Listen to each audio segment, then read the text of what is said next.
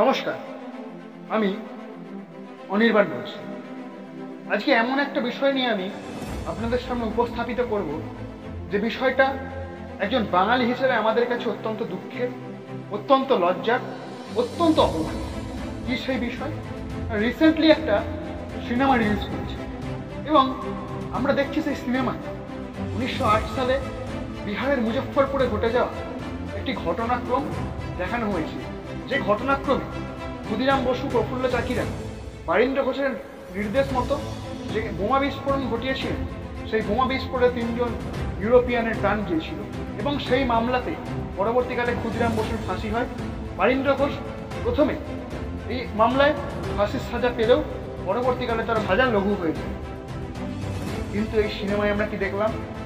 এই সিনেমায় আমরা দেখলাম ক্ষুদিরাম বসুর নাম বদলে ফেলা হলো, সেখানে ক্ষুদিরাম সিং করে দেওয়া হলো।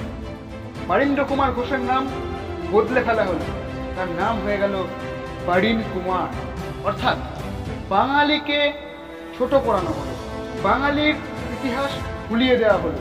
সেখানে তাদের নাম বদলে বাঙালি ঐতিহ্যকে নষ্ট করতে, বাঙালিদেরকে কালিমালিপ্ত করতে সেখানে অবাঙালি নাম দেওয়া হলো।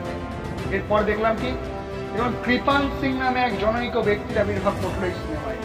কে এই কৃপাল সিং? সিনেমা বলছে এই কৃপাল সিং নাকি বোম বাঁধা শিখিয়েছিলেন ক্ষুদিরাম বসু, বারীন্দ্র ঘোষ। এও সম্ভব?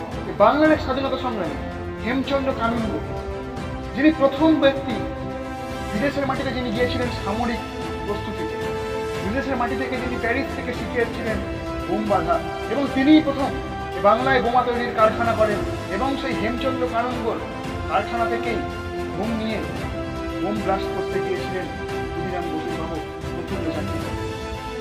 তাহলে কি শুধুমাত্র বাঙালি বলে তাদের নাম বদলে ফেলা হচ্ছে? এর আগেও আমরা দেখেছি বলিউডের বিভিন্ন সিনেমায়, বিভিন্ন ওয়েব সিরিজে বাঙালিকে অপমান করা হয়েছে। বাঙালির নামে বিভিন্ন অবাঙালি অভিনেতা অভিনেত্রীরা নানান কদর্য মন্তব্য করেছেন। এই বাংলার কি কোনো অবদান নেই ভারতবর্ষের স্বাধীনতায়? আজকে ভারতবর্ষের স্বাধীনতা আন্দোলনের ইতিহাসে এই বাঙালিরা ভারতবর্ষের স্বাধীনতা আন্দোলনে যথেষ্ট অগ্রণী ভূমিকা নিয়েছে।